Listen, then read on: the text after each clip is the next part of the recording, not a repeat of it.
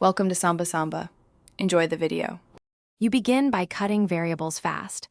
Unplug external monitors and docks, then use Windows plus P or the FN display key to cycle modes. Once done, restart the graphics driver with Windows plus Control plus Shift plus B to clear temporary glitches. Make sure to watch the screen during key sequences.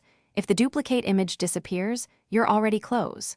If not, reboot the laptop and keep the external display disconnected. This isolates internal configuration versus an attached device problem. You now focus on drivers and physical connections because most double-screen issues live here.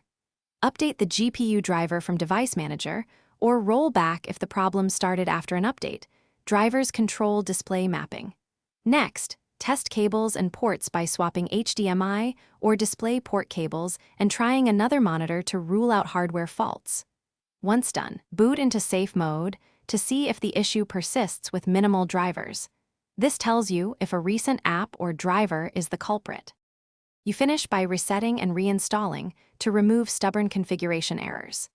Adjust resolution, scaling, and orientation to default values, then perform a clean GPU driver reinstall.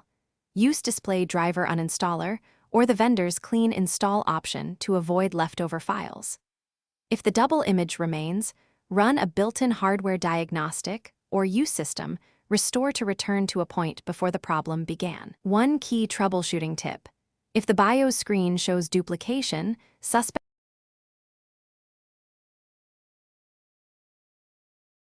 Thanks for watching. Consider subscribing if we helped you.